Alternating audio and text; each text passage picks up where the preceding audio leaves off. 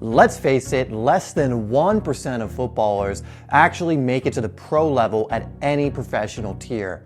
So in this video, I want to go over some of the mistakes I made that prevented me from getting to this level so that you can avoid them and make it more likely that you do get to the pro level. That's coming up next.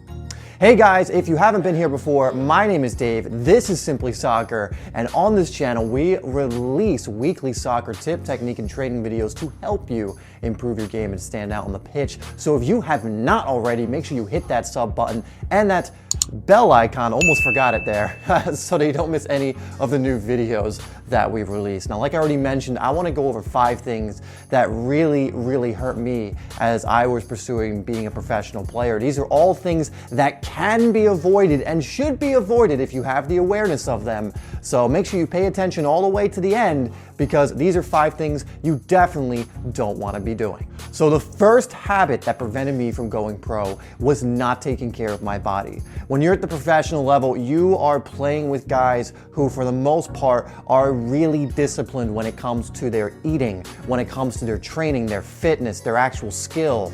And this is something I always struggle with. You know, I never really had someone that showed me how to properly train in that manner. Sure, how to properly train for football in general, building up my skills, that stuff I didn't have a problem with.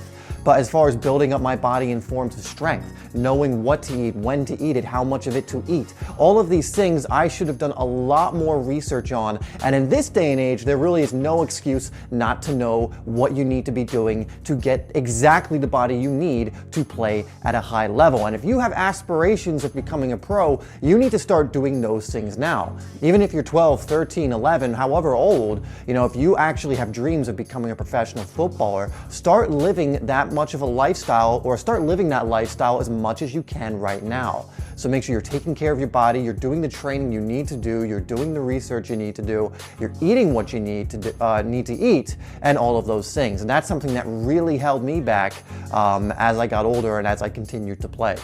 The second habit that really held me back was the habit of having an inflated ego. Some of the things I would tell myself. Now, ever since I was a kid, I was told I was very talented. And you know, as a kid, you don't really know what that means, and you don't really know what to, or how to react to that. But what happened over time is I started gaining an ego around that. And this caused me to not listen to coaches as much who were just well-intentioned, to players who were probably just trying to offer me advice. You know, I thought I knew it all. I thought there was, you know, nothing another player could teach me. And this is more when I was, you know, my teenage years. And that really held me back. You know, as a player, you want to always be open to learning new things. You always want to see what other people can teach you.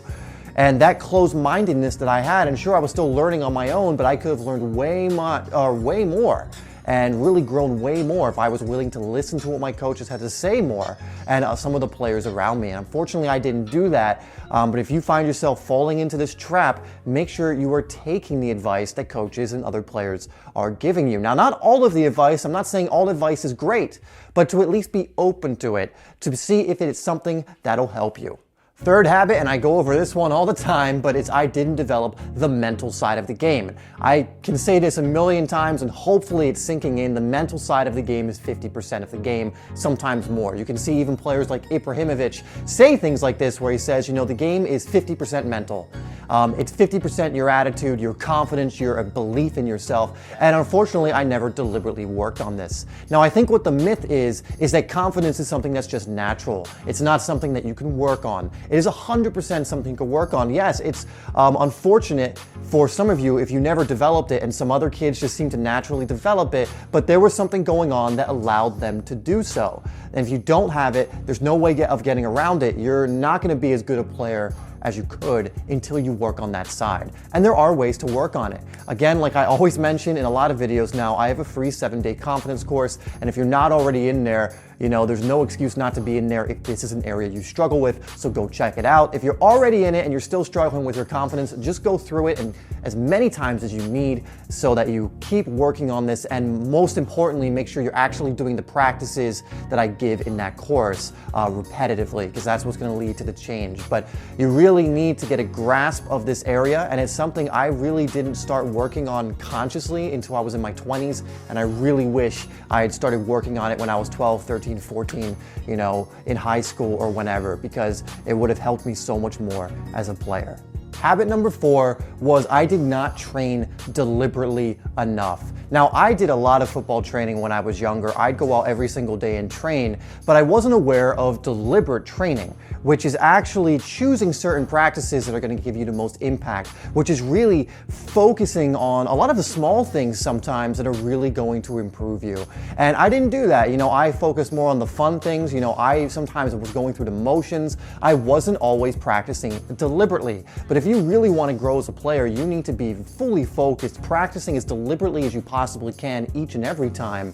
And each deliberate session you do where you're focused, you know exactly what you're working on, you have certain goals you're working towards, each one of those sessions is going to make you a better player. While sessions where you're going through the motions or you haven't really identified what is the best thing to work on, you're not going to get so much out of those sessions. So one of the biggest mistakes I did make, one of the worst habits I formed when I was younger, and I luckily got out of it, but I wish, again, I knew this when I was in my teenage years, is I practiced sometimes mindlessly, and I also didn't bring into my awareness what the best drills to work on would be. And the 5th bad habit, and this is one a lot of players fall into and one you really need to eradicate, is believing the talent versus hard work kind of cop-out, if you will. A lot of players believe, or a lot of people in general, I would say the majority of people believe that talent supersedes hard work, and that there are some people who can just toil away and work as hard as they please and put in the consistent action and do everything they possibly could,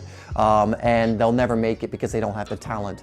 Well, that to me is a myth. But I believed it when I was younger because I was told I was talented. But if you really look at how I developed as a player, the only reason I was talented or good at 7, 8, 9 when all these parents and people were telling me is because I had just been playing the game since I could walk. My parents put a ball at my feet as soon as they possibly could, and I would play every single day, so I couldn't help but develop skills earlier than players who just weren't doing that. That's all it was. It was not that I had a magical aptitude for football. So I really bought into that when I was a kid, that I had just had this talent and, I didn't have to work as hard. And the thing is, there's another common saying, hard work beats talent when talent doesn't work hard. Now, the belief system that serves you is that hard work will pay off. Your consistent actions will pay off if you are actually doing everything that you can.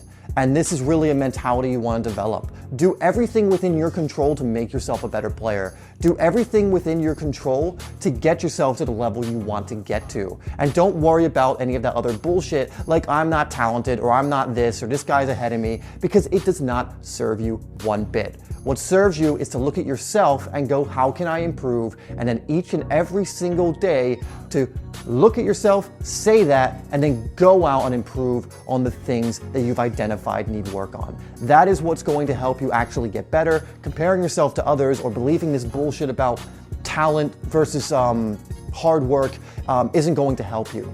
But your own work, your own consistency, your own discipline will. And that was one of my biggest mistakes when I was younger. I really, really bought into this whole talent crap, and it hurt me. And I don't want the same thing to happen to you. All right, guys, so those are 5 habits that prevented me going pro. In reality, I don't know if it was just these or more. As some of you know, I was offered a pro contract years ago, but couldn't because I was injured. It was a lower level team. But I fully maintain if I had developed much better habits and did more, I could have played at a pretty good level professionally. Not to say that as an excuse, it's my fault that I didn't get to that point. I'm just saying that because if you start developing good habits, if you avoid these mistakes, you're just gonna make it more likely that you actually make it to that point, if that's what you want. All right, guys, question of the day is, which one of these habits do you find you fall into and you need to work on the most? Having that awareness is key, so put that down in the comments and I will be down there answering some of your questions and responding to as many of you as I can. Thanks guys so much for watching the video. I really do appreciate it. Make sure you check out the links in the description and in the comments that I've left for you, because the free confidence course, along with some other resources, will be down there for you to continue to improve your game and stand out on the pitch. As always, I'll have 2 videos come up on screen so you can continue to watch and learn and improve, and I'll see you in the next video.